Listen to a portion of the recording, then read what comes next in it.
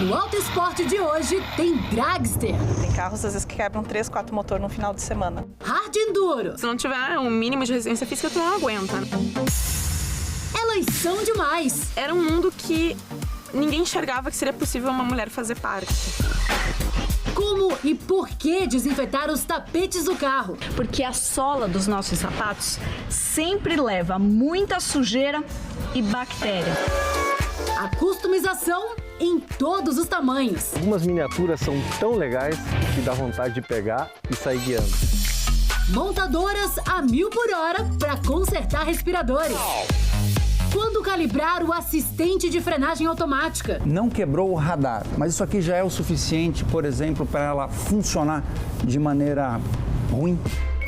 Para começar, o assunto é combustível. Com o carro mais tempo parado, muita gente com dúvidas sobre deixar o tanque cheio ou vazio. Vamos bater um papo com Gilberto Pose e Renato Romeu. Se eu tiver com o meu carro lá paradinho, eu já tô em quarentena e o combustível tá baixo, tem algum problema? Não tem problema você parar o carro com pouco combustível. O combustível, ele tem pouca evaporação dentro do tanque. O ar dentro do tanque já está cheio de vapor de combustível, então a evaporação vai ser baixa. Lógico que se o tanque estiver bem na raspinha, muito pouco mesmo, aí você vai ter um problema, porque mesmo evaporando um pouco, pode ser que ele seque o tanque. Sempre tem quem fale sobre a oxidação do combustível. Pode acontecer, mas demora meses. E nem por isso o carro vai deixar de funcionar.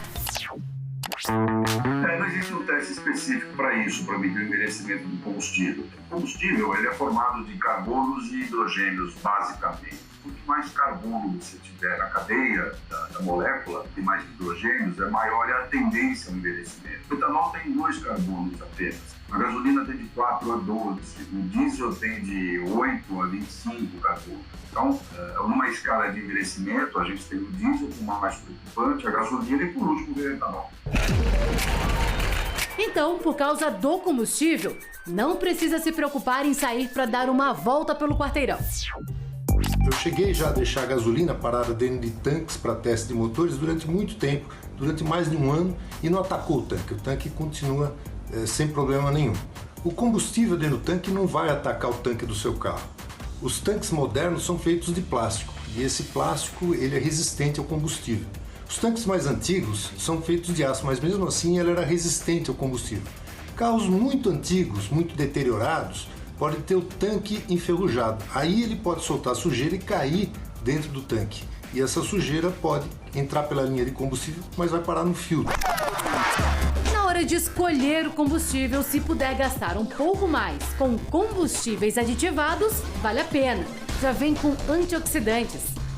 Todos os resíduos que se formam dentro do sistema de combustão do motor, ou seja, válvulas de ignição, bicos injetores, a própria câmara de combustão, esses resíduos têm início no lubrificante que circula dentro do motor. É o lubrificante que começa a formar esses resíduos. E esse lubrificante ele pode, através desses resíduos, formar uma casca porosa que absorve o combustível. Por isso que o motor torna-se menos econômico ao longo do tempo da vida útil dele. O combustível aditivado limpa esses resíduos e previne a formação de novos. Essa limpeza garante um funcionamento mais estável do motor e maior durabilidade das peças. E com essa crise do coronavírus, manutenção preventiva é importante.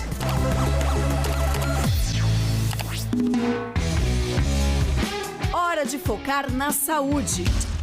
E os tapetes dos carros exigem ainda mais cuidados que os tapetinhos que ficam nas portas das casas. Nas residências, a recomendação é até tirar os de fibra que não podem ser lavados para evitar o acúmulo de sujeira. E nada de pensar em bater o tapete, nem o de casa, nem o do carro. Temos que evitar que partículas fiquem suspensas no ar.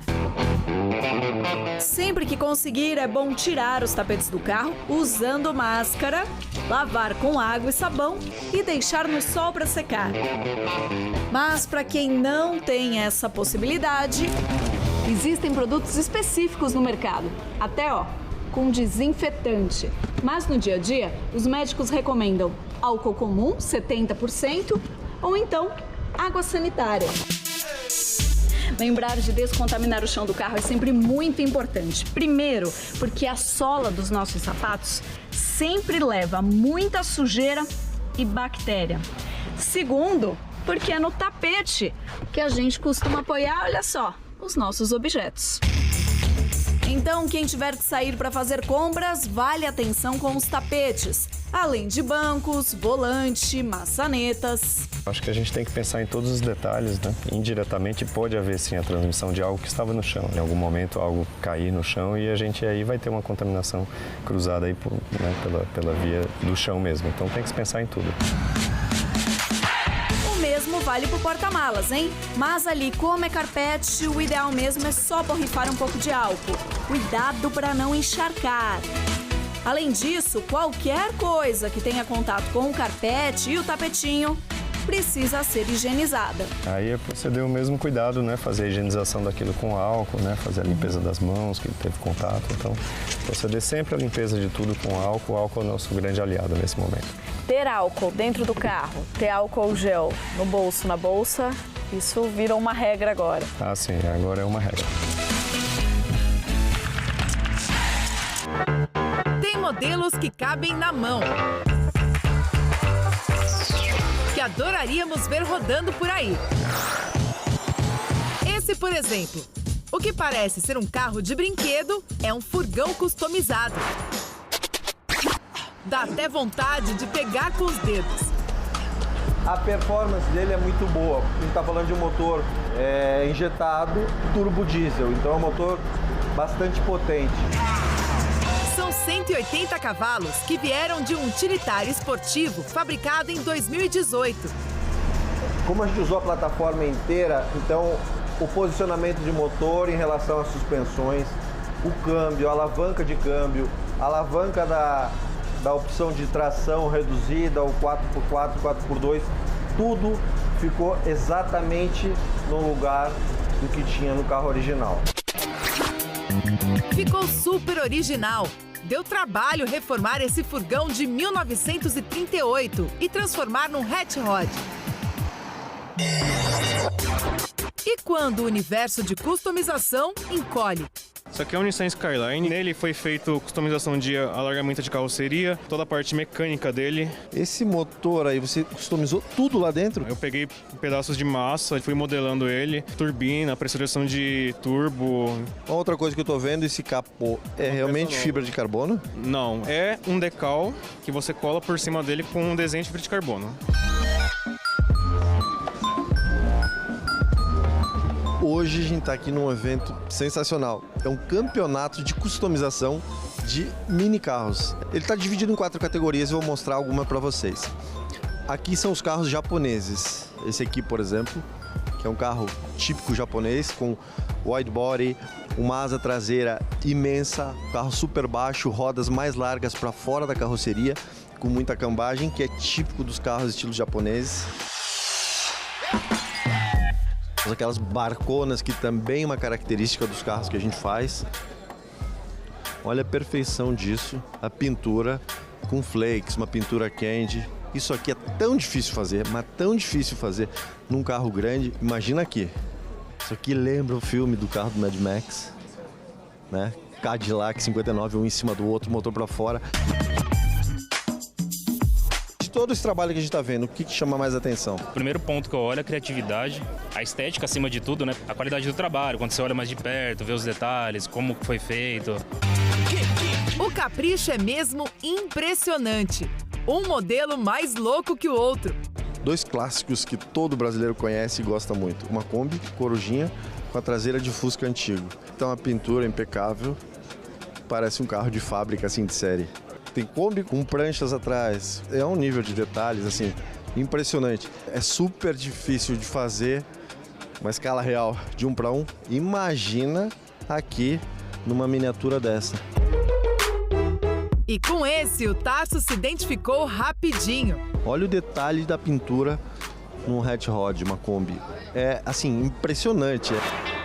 O furgão que o Tarso customizou é um International. Era usado para entregar leite e outros serviços. A pintura é o meu xodó. Quando alguém fala em lixar esse carro, quase tem um treco. Para não passar disso e não começar a fazer aqueles buracos de ferrugem, a gente usa um sistema eletrônico, ele estanca a ferrugem no ponto que está. A suspensão a ar também é um sistema de suspensão especial, que você tem 3 memórias de altura. No interior, um banco que a gente criou do zero, com um estilo totalmente diferente. E algumas miniaturas são tão legais que dá vontade de pegar e sair guiando. E nesse caso aqui dá. O que é o Pachuco? O Pachuco é o nome do carro. É um nome que se dá aos carros mais antigos de lowrider, os bombers, aqueles da década de 40, 30. É uma cultura que permanece viva, não só nos carros, mas nos trajes que marcaram uma época do sudoeste dos Estados Unidos, durante a Segunda Guerra Mundial. É um Impala 4 portas sem coluna, né? Acho que do modelo do carro, esse negócio de ser sem coluna é o grande charme, né? Ah, é um charme, cara. Ele tá com motor, 6 cilindros em linha, né? Um Chevrolet Brasil. Exatamente isso. É o motor dele mesmo, né? Tem a cereja do bolo, que é a suspensão, né? Você tem os hidráulicos no carro, né? Ele é um lowrider, mas é um lowrider cruiser, né? Ele foi feito para andar, ele não é aquele de exibição. Então ele tem o movimento dianteiro, traseiro, tem os movimentos laterais. É um carro super gostoso, parece um carro original de época para andar. Exatamente. Se um carro faz a cabeça, por que não o corpo todo? E aí, aprovado ou não? O Itamar cuidou de todos os detalhes. Quanto tempo você leva em média para fazer cada customização? Uma customização mais básica, ela demora em torno de 3 a 4 dias, uma semana. Uma customização mais complicada, que é as de concurso que a gente coloca para concorrer, leva em torno de 2 a 3 até 6 meses, ou às vezes até 1 ano. E agora, para ficar um legítimo retro rod, vamos fazer uns pinstripe nele, é isso? Com certeza. Agora chegou a sua hora de fazer um lado da miniatura. Quer que eu mate a miniatura? Não, vamos lá. Tranca a respiração na hora que não tem erro. Parece que eu tô com medo do carrinho, de tanto que eu tô tremendo. É a pressão. Baralha a vista, ficar olhando. Tá ótimo. O cara meio que fazendo, não sei se vocês perceberam. Ó, saiu. Parte da frente, feita por um profissional, pelo Itamar. E digamos assim que a parte traseira também saiu. Meio tortinho, né? Mas virou abstrato, não virou pinstripe.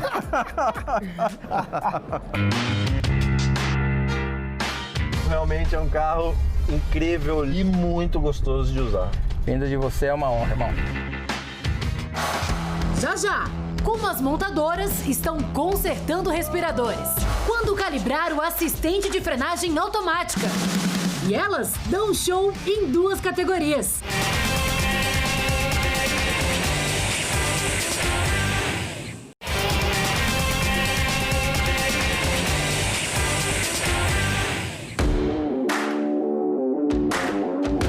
Esses respiradores estão saindo das fábricas de automóveis e caminhões.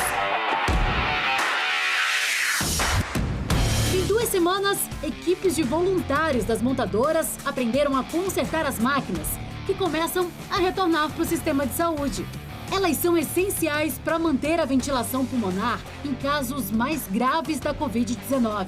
Carlos, eu queria saber também quais foram os casos mais comuns de falha. Então, o desafio é que os respiradores muito antigos já estão fora de linha e ainda tem os respiradores novos. Trocar bateria, então é um negócio bem simples. Aí outros são, como é o componente eletroeletrônico, você tem aquele ventilador que enche de poeira, então você tem que limpar ele. Esses são os mais comuns. Vai ter os mais complexos, que você tem o display todo eletrônico, né, tudo de toque, então aquilo lá quando quebra, então precisa de uma mão de obra mais especializada. Os componentes de reparo, reposição custam mais caro. Tem respiradores que os fabricantes nem existem mais. Então algumas peças temos que acabar fabricando, tentando por métodos de usinagem, ferramentaria ou até mesmo impressão 3D para conseguir ter o sucesso para a fabricação dessas peças. E hoje a gente está concorrendo também com a frente de novos respiradores, né? Então, essas peças acabam sendo mais concorridas, mais disputadas no mercado devido a esse grande movimento de aumento de número de respiradores no país. Setores das fábricas foram adequados clinicamente para testes dos respiradores. O aprendizado das equipes foi rápido. Essa nova capacitação agora, né? Todo mundo aprendendo uma nova função. Uma pequena equipe passou por um treinamento presencial aqui no Senai de São Paulo e toda a equipe passou por um treinamento online. Então, que legal. Estamos também aprendendo essa parte nova aí, fazer treinamento online. Nós estamos vivendo um momento de solidariedade. No fundo, o respirador é uma montagem de peças também, e as montadoras, hoje, um automóvel tem uma parte eletrônica bastante grande, enfim, e são empresas globais, com alta tecnologia, e por essa razão que isso acabou dando certo, das montadoras se envolverem, e a vontade dessas montadoras aí que merecem também o cumprimento de todos nós aí. Hoje a gente tem uma estimativa que tem uns 700 aparelhos em reforma. Isso na mão, nós temos 35 pontos no Brasil, 20 são escolas do Senai e 15 são montadoras. A localização geográfica das fábricas ajuda a cobrir boa parte do território nacional. As pessoas estão se falando mais, eles estão ajudando muito mais, conversando muito mais. Então, eu acho que isso aí tem que se propagar, considerando que cada respirador vai sustentar a vida de uma pessoa na UTI por 15 dias. Então, cada respirador são 2 vidas que ele está salvando por mês. Meu muito obrigada a todos!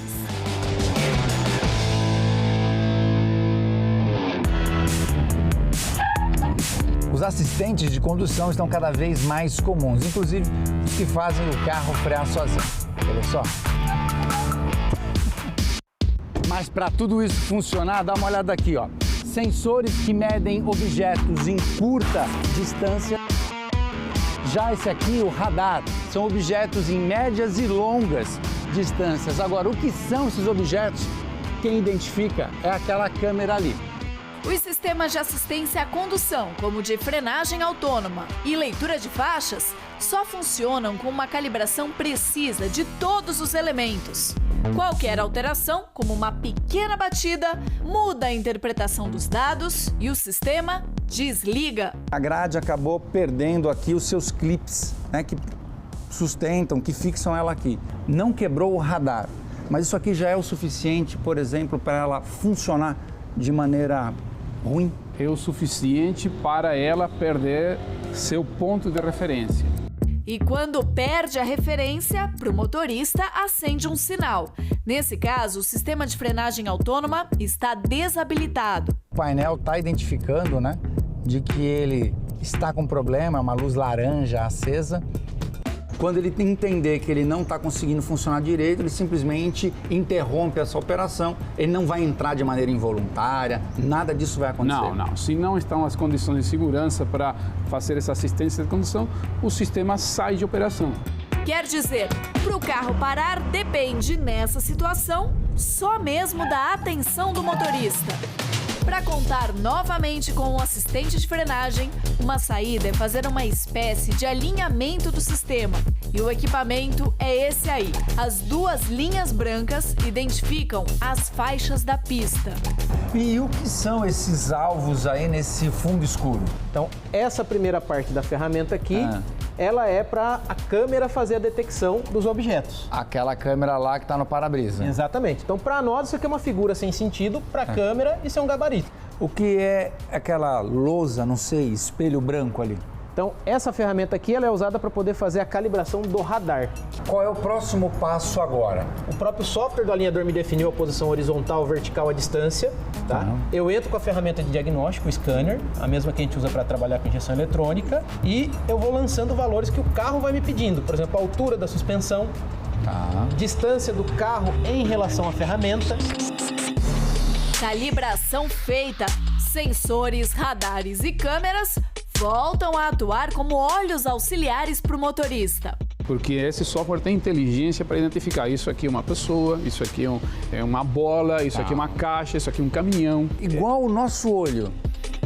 E para enxergar isso, a calibragem tem que estar correta. Precisa de ajuste após uma colisão ou até se for trocada uma peça que altere a configuração original do carro. Da altura da suspensão, a blindagem dos vidros. Interessante que atrás do espelho retrovisor você tem esse acabamento e as pessoas não têm noção que por trás desse acabamento o que você tem é exatamente uma câmera, né? É uma câmera. É claro que tem bastante precisão. Ela vai captar a imagem e um software vai transformar essa imagem, vai definir que é aquele objeto que captou a câmera. O custo da calibragem varia de R$1.000 a R$3.000, dependendo do modelo. Em alguns, ela é feita em movimento. As faixas e objetos reais servem de parâmetro. Nesse caso, sai para fazer a calibração em 2 técnicos, um no volante e outro com a ferramenta de diagnóstico na mão, para acompanhar a evolução do procedimento. Cada procedimento quem determina é a montadora, tá? O carro nasceu com calibração estática, é só estática. Veículo que nasceu dinâmica, é só dinâmica. Ainda tem modelos só com a câmera, que por serem mais simples, fazem a adaptação de forma automática. É complexo o negócio, né? Não é simples. Então tem que entender que a câmera e o radar estão montando a imagem no software deles, para quando ele vê um objeto com o carro em movimento, ele saber qual é o ponto zero, qual é a distância, qual é o desnível. Quando o sistema está funcionando corretamente, sem o pé no freio, dá tudo certo.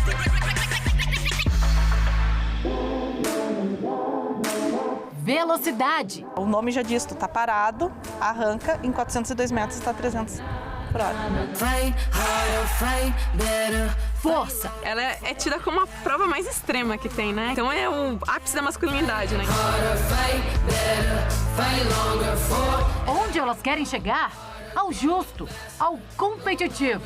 E para isso é preciso ter resistência. Se não tiver um mínimo de resistência física, tu não aguenta, né? Porque é o tempo inteiro trabalhando braço, força, então exige isso. Mas não é uma coisa impossível. Cai muito. O negócio é passar. Às vezes eu passo em cima, às vezes eu passo embaixo. O ponto é passar. Existe dificuldade mesmo com uma máquina imponente. Assusta. Não dá pra ter noção. Assim, quando você olha por foto é uma coisa, quando chega do lado você fica... Muito grande, né? Tudo nele é monstruoso. Assim. Potência de 1.600 cavalos, 3 tubos de nitro e um paraquedas que ajuda a parar o dragster, que parece indestrutível. A arrancada pode, no burnout, quebrar. No burnout, que é o aquecimento de pneu. No meio da reta quebrar, lá no final, quando tu estiver voltando, quebrar. Então, a tendência de quebra é gigantesca. Tem carros, às vezes, que quebram 3, 4 motores no final de semana. 5, 6 câmbios no final de semana. Também então, um teste de resistência. Sim, teste de resistência. Com certeza. Na reta, cada milésimo de segundo importa. Cada centímetro é calculado. Ali, sozinho. É muito tempo. Um segundo, assim, passa muita coisa. Pode acontecer uma vitória. Concentração no meio da poeira. É preciso encontrar o melhor traçado. Eu falo que quando eu coloco o meu capacete, eu e a moto, a gente é uma coisa só, né? Então, termina não tendo tanto gênero, assim, né? É uma pessoa que ama moto, que é apaixonada por esporte, que tá ali. É preciso encarar todos os obstáculos dos 20 ou 30 quilômetros de prova. Vamos! Boa! Ah, e agora vem o problema.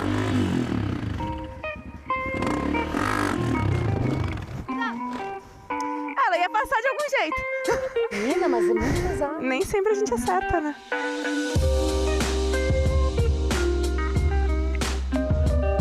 Dá pra tentar. Dá pra arrancar. Quer ir? Não, eu? Não, eu não. Não tem como passar por aqui. Não. Normalmente tá fechado os laterais, né? Então é aqui o caminho, ponto. Nesse primeiro ponto pra levantar é forçando na perna, senão tu morre. Agora na prova, braço. Porque aqui quando você chega tem que fazer isso aqui. Tem que. Claro, com a ajuda do motor, né? Só que aqui falta perninhas. Junto.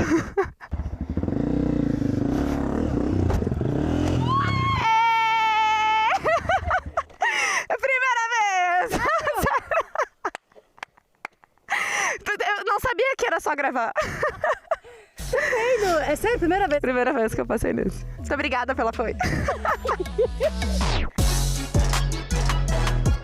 Fazendo aquilo que ninguém imaginava que elas eram capazes. Elas conquistaram respeito. Era um mundo que ninguém enxergava que seria possível uma mulher fazer parte. Então, quebrar essa barreira de ser a filha mulher e não um filho homem, estando acompanhando um pai nesse esporte, foi bem desafiador no início, mas hoje a minha alegria é escutar essas mesmas pessoas falando que eles querem a filha junto. Elas conquistaram espaço. Dragster pra mim eu diria que é tudo. Desde emoção, desde um desestresse e uma família também, porque hoje é só homens, né, que correm. Logo deixará de ser única. A filha, de 9 anos, segue os mesmos passos.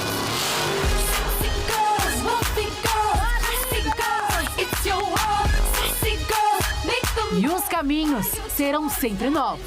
Acho que é isso também que faz a gente superar todos os desafios que tem no caminho, né? Porque chegar num lugar fantástico que só moto nos traz aqui é impagável. Let's go. É isso, uma boa Páscoa pra você e estamos juntos, porque toda essa crise vai passar. Um bom domingo. Beijo. Tchau.